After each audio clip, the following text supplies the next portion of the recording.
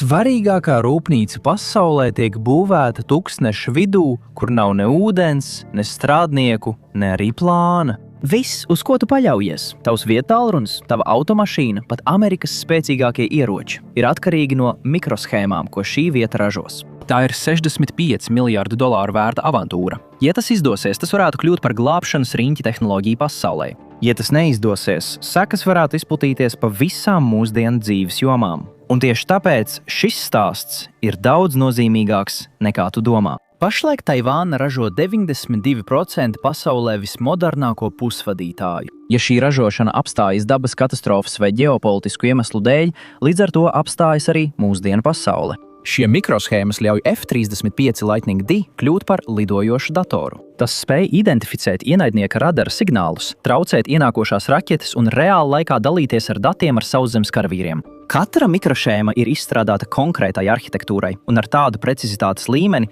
kādu spēj sasniegt tikai dažas iekārtas uz zemes. Mikroshēmas ļauj raķetēm un droniem apstrādāt GPS datus un reāli laikā pielāgot savu lidojuma trajektoriju. Mūsdienu konfliktos uzvar tā puse, kas spēj visātrāk apstrādāt datus. Ja Taivānas mikroshēmu rūpnīcas sabruks, Amerikas vismodernākie ieroči kļūs ievainojami un uz spēles būtu pati pastāvēšana. ASV militārie spēki varētu tikt parauzēti. Datu centri, kas darbina militāro mākslīgo intelektu, pārstātu darboties, taču ekonomiskais risks ir vēl biedējošāks.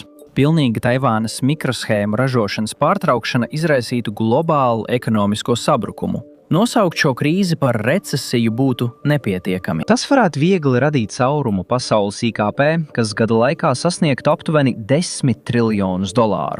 Tas ir aptuveni 10% no pasaules IKP, kas ir līdzvērtīgi tam, it kā Japānas un Vācijas ekonomikas pazustu vienā naktī. ASV saprata, ka būtībā ir nodevusi savu nacionālo drošību vietai, kuru tā nevar pilnībā aizsargāt. Pārcelšanās uz Āziju šķita loģiska. Tas bija lētāk, efektīvāk un ienesīgāk.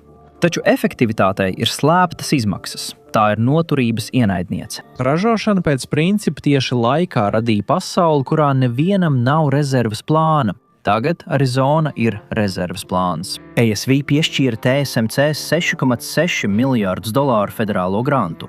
Viņi atrada tūkstneša pleķīti un palūdza vienai no vismodernākajām ražošanas kompānijām pasaulē uzbūvēt sevi no jauna vietā, kur nav neviena no tiem apstākļiem, kas to padarīja iespējamu Taivānā.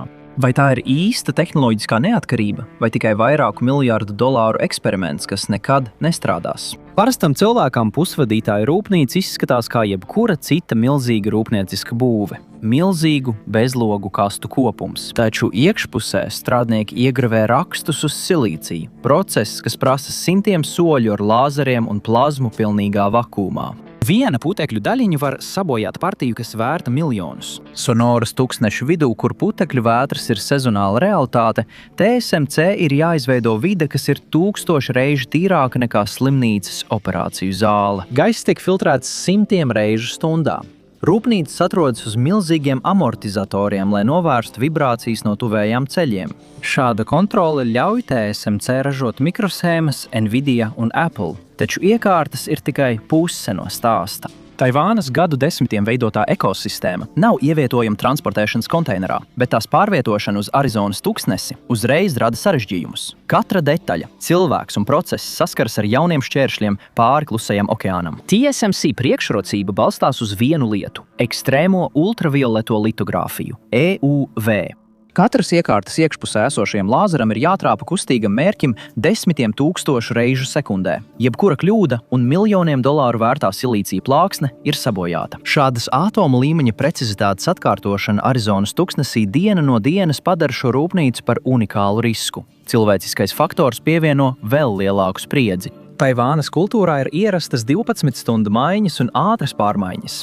Amerikāņu darbinieki vērtē atšķirīgu līdzsvaru starp darbu un privāto dzīvi. Taivānā inženieris varētu dzīvot kopmītnēs blakus rūpnīcai, gatavs pamosties 3 naktī, lai novērstu litogrāfijas kļūdu. Arizonā tas pats inženieris visticamāk dzer kafiju 20 minūšu attālumā un domā, vai agrā celšanās ASV tiek uzskatīta par virsstundām. Ja tu nevari atkārtot, kā cilvēki strādā, tu nevari atkārtot arī to, ko viņi rada. Tomēr pirmie mikroshēmas beidzot nāk no līnijas. TSMC pārnes veselu zināšanu civilizāciju smiltīs. Tas pārbauda, vai ASV spēja atjaunot piegādes ķēdi, ko tā zaudēja pirms gadu desmitiem.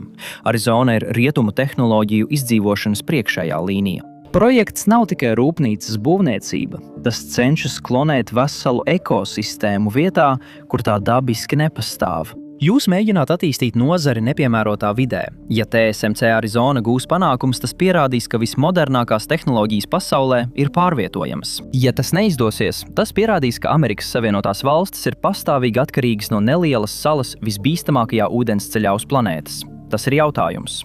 Vai tā ir neatkarība, vai vienkārši ļoti dārgs eksperiments? Plāns uz papīra izskatās ideāls, taču viens resurss varētu sagraut visu operāciju. Pusvadītāju rūpnīcas ir neticami izslāpušas un tās neizmanto parastu ūdeni. Tām nepieciešams kas daudz ekstrēmāks. Ūdens, no kura izņemts pilnīgi viss minerālvielu saturs. TSMC pirmajai rūpnīcai Arizonā vien katru dienu nepieciešami vairāk nekā 4,75 miljonu galonu šī specializētā ūdens, tikai lai noskalotu mikroshēmas un atdzesētu smagu aprīkojumu. Kolorādo upe sasniedz vēsturiski zemāko līmeni, un valdība jau samazina Arizonas ūdens piegādi.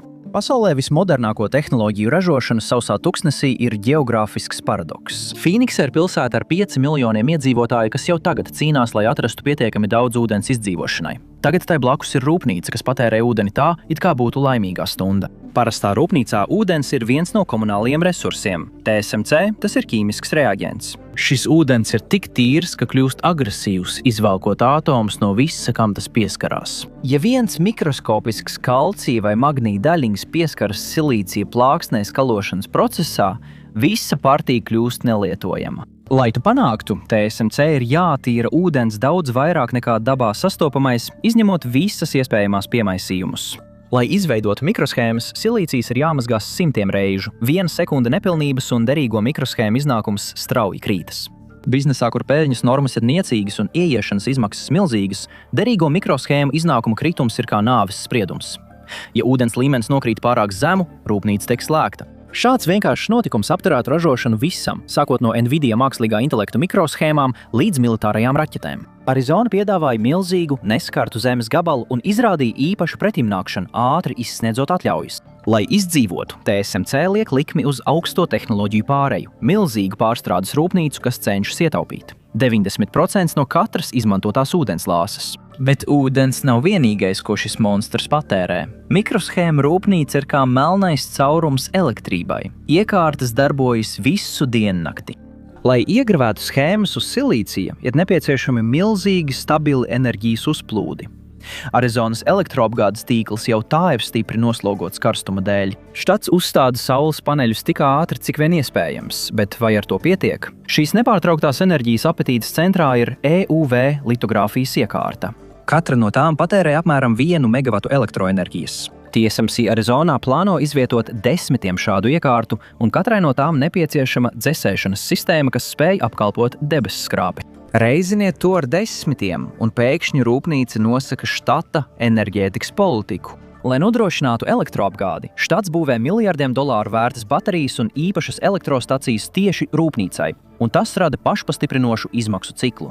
Lai taupītu ūdeni, slēgtās dzesēšanas sistēmās ir nepieciešams vairāk elektroenerģijas. Un, lai iegūtu vairāk elektroenerģijas štatā, kas strauji atsakās no oglēm, ir nepieciešams vairāk saules enerģijas un dabasgāzes. Tagad katrs resurss Arizonā ir daļa no rūpnīcas izdzīvošanas. Taivānai ir pieredze. Viņiem ir kaut kas tāds, ko ASV varētu būt vajadzīgi gadu desmiti, lai izveidotu. Smalki noregulēta cilvēku mašīna. Elites skolas sagatavo inženierus tieši rūpnīcām. Lai aizpildītu šo tukšumu, uzņēmums ieveda 1000 pieredzējušu speciālistu. Līdz 2026. gadu sākumam viņi veidoja 40% no Arizonas darba spēka, taču ar lidmašīnas biļeti nevar pārvarēt kultūras plaisu. Problēmas būtība ir tāda, ka nevar vienkārši pieņemt darbā gudru inženieri un gaidīt, ka viņš vadīs ražošanas līniju. Taivānā labākie absolventi ne tikai apgūst fiziku, viņi apgūst arī iekārtas. Viņi ej augs sistēmā, kurā pusvadītāju rūpnīca ir vissuma centrs. Arizonā talantu uzmanību novērš konkurence. Gaišākos prātus pieņem darbā SpaceX, Google vai Tesla. Viņi vēlas būvēt lietas, ko var redzēt. Mikroshēma rūpnīcā jūs strādājat ar lietām, kuras ar neapbruņotu aci nav iespējams redzēt. Tāpēc TSMC atveidošana nav tikai inženierija. Tā ir mēģināšana vienā naktī atjaunot gadu desmitiem veidot kultūru un instinktu. Un tam ir savas problēmas. Sekoja tiesas prāvas. Tika apgalvots, ka uzņēmums dod priekšroku Āzijas strādniekiem, nevis vietējiem. Arotbiedrības kritizēja ārvalstu darba spēku izmantošanu. Šīs sadursmes palielināja izmaksas un aizkavēja termiņus. Šajā tuksnesī mikroshēmu ražošana izmaksās līdz pat 30% dārgāk nekā Taivānā. Lai novērstu pieredzes trūkumu, vietējās augstskolas uzsāka ārkārtas programmas. Viņi piedāvā 10 dienu intensīvus kursus, lai iemācītu rūpnīcas darba pamatus. Šie centieni palīdz, taču augstās dzīves izmaksas un nežēlīgais karstums attur daudzus. Pat ar $130,000 algu cilvēki aiziet no darba. Bet pirms tu aiziet, ja tev patīk šādi padziļināti apskati, noteikti abonē. Amerikas ainava strauji mainās, un es esmu šeit, lai to visu atspoguļotu. Un šis te ir cilvēku trūkums šajā tuksneša eksperimentā. Līdz 2026. gada martam pirmajai rūpnīcai izdevās atrast savu ritmu, taču finansiālā slodze joprojām pastāv. Darba spēks tuksnesī maksā gandrīz 2,5 reizes vairāk nekā Taivānā. Vadītāji tagad apmeklē nodarbības par to, kā runāt ar amerikāņiem, cenšoties apvienot stingrus noteikumus ar personīgo brīvību. Šī atšķirība visvairāk izpaužas apkopes kultūrā. Lai gan štatā ir spēcīgas inženierzinātņu programmas Arizonas valsts universitātē, vietējais talantu resurss vēsturiski ir bijis orientēts uz aviācijas un kosmosa nozari. Karjera TSMC nav tikai darbs, tā ir augsta riska izturības pārbaude. Šī darba spēka atjaunošana ir vissarežģītākā Arizonas pārejas daļa. Un jo vairāk tu uz to skaties, jo grūtāk to ir saukt par neatkarību. Rūpnīcu var uzbūvēt tuksnesī, bet darba spēku nevar. Lai saprastu, ar ko Amerika patiesībā saskaras, ir jāaplūko oriģinālais plāns. Taivāna savu mikroshēmu impēriju neuzbūvēja nejauši vai ar brutālu spēku. Tā savu pusvadītāju kultūru veidoja vairāk nekā 50 gadus. ASV mēģina to saspiest 5 gados, un īsta konkurence nav nekur manāma. Pusvadītāju rūpnīca atrodas trauslas barības ķēdes augšgalā, kuru lielākā daļa no mums nekad neredz. Lai uzturētu mūsdienīgu tīrtelpu darbībā, ir nepieciešams daudz vairāk nekā tikai elektrība un ūdens. Nepieciešama pastāvīga, nevainojama retu ķīmisko vielu, specializētu detaļu un augstas tīrības pakāpes gāzu plūsma. Izmantotās ķīmiskās vielas ir ārkārtīgi gaistošas. Lielākā daļa no tām jāuzglabā precīzā temperatūrā un jāapstrādā ar īpašu piesardzību. Darba izmaksas un šo materiālu transportēšana ar gaisa kravu palielina katra Fīniksā ražotā mikroshēmas cenu par 20%. Katrai mikroshēmai jau pirms nonākšanas rūpnīcā ir uzlikts slēpts nodoklis. TSMC ir ieskauta blīvā vietējo piegādātāju tīklā, kas veidojies gadu desmitiem. Tā ir struktūrāla nepieciešamība.